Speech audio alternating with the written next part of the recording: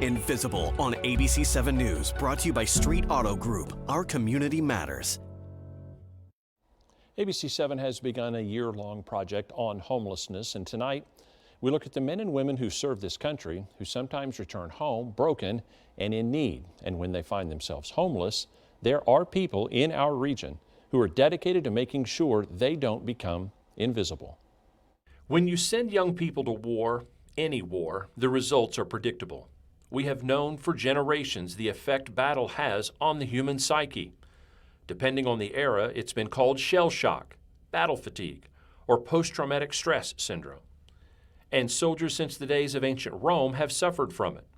Destruction. They've never had to deal with the gravity of seeing your brother blown apart. They've never been there to see death after death after death after death, day after day after day after day.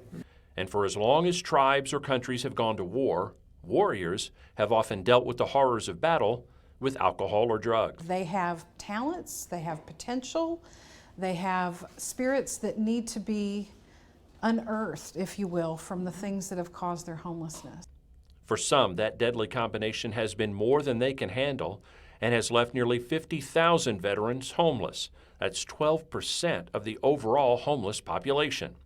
Texas has the third highest number of homeless vets in the country, with roughly 2,200. The causes are many: PTSD, mental illness, alcohol, drugs, family breakdown, joblessness, and a lack of affordable housing. The magnitude of people right here in Amarillo, most people think, well, yeah, we maybe got 100 or 200 people homeless. No, it's more like over 3,000 homeless in this area. Surprisingly, it isn't just combat veterans. Post-traumatic stress can affect those who never fired a shot in anger. I know, for example, I had a family member in Vietnam, and he worked on the planes in Vietnam. But at the time, I was very uneducated about that, and I would think, why would he have PTSD? He never saw combat, but some of those planes never came back. In his second inaugural address, President Lincoln named as one of our national duties to care for him who shall have borne the battle. And fortunately, there are those who can help.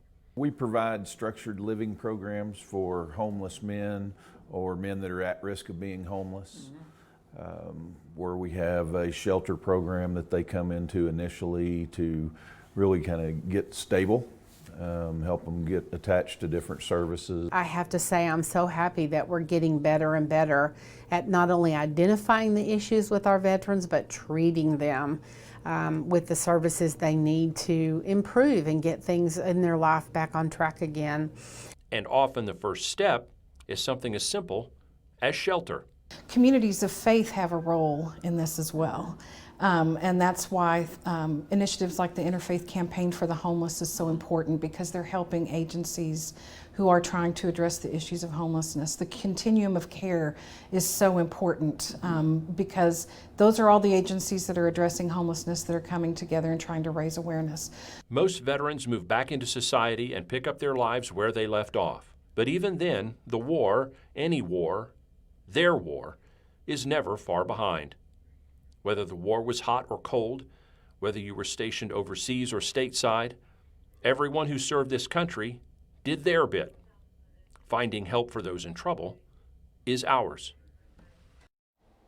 Next week, more than 1/3 of the homeless in our country are single-parent families, and over half of them include children under the age of 6.